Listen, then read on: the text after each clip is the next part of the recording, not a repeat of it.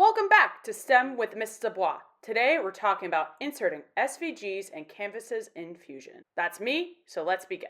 So let's talk about the differences between SVG and canvas function in Fusion. So the canvas function actually uses JPEG, picture, any picture files in Fusion, and you have to trace over using lines in Fusion because the file does not create the lines for you, like the canvas file. SVG, however, uses lines in the files to make the lines for you that you can extrude and continue building on your shape or making whatever you want to make. SVG actually stands for Scalable Vector Graphic. It's vector-based instead of pixel-based. And there's a difference in the files, essentially, of how they work, but that's way too technical for this video, and you don't really need to know that. And ironically, purposefully, vector is a tool in math that defines the size and direction of something so the computer can read it better. That's why Fusion is able to make the lines for you. We're not going to get into how to find a vector or anything. That's calculus, and we're not going to get into that. But they do play a factor in how to use them in Fusion. Both functions actually have the same first step, which is finding an image that you want to see in your Fusion model. So let's focus on the canvas function, right? So you're going to see right here that I actually try saving a picture from Google Images right away, but it doesn't work. Instead, what I do is I actually copy and paste the image into a Google Slides.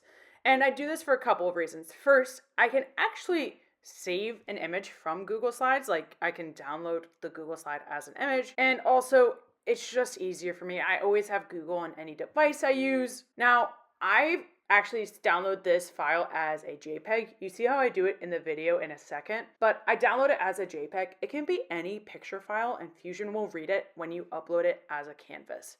And if Fusion can't read it, then Fusion will tell you. That's a really great part about Fusion. To actually put your canvas file into Fusion, what you have to do is you click canvas and then you find your image. I saved mine as untitled presentation because I was rushing when I did this.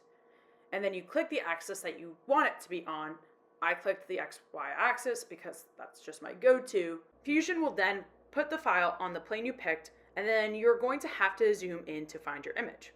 Once you find your image, you're going to click Create a Sketch, and you will click Create a Sketch on the same plane that you put your image on. Then this is actually the most time-consuming part, but you're actually going to trace your image using a variety of sketch functions and tools until you have a closed shape. You will only be able to extrude in Fusion with closed shapes, so it's really, really important that you do this. To trace the image accurately, you might have to zoom in to certain parts of the image to get everything spot on. This is the biggest difference between canvas files and SVG files, because SVG files, you don't have to do this. SVG files make those lines for you to extrude. With canvas files, they don't do that. In the next part of the video, I will show you from start to end how to use an SVG file in Fusion. So to use a vector file or an SVG file, you actually need to find a vector graphic or a vector image. And there's a ton of websites that can give you them for free. My favorite is pixabay.com. It's a really great website that has over thousands of images, vector images, for free for you to download. And all you have to do is type in what you want where it says vector art, and then you find the image that you want and click download as SVG file. This is really, really critical that you do, or else it won't be able to go into Fusion as an SVG file, and then it might be known as a canvas file, which is where you have to do the tracing and stuff.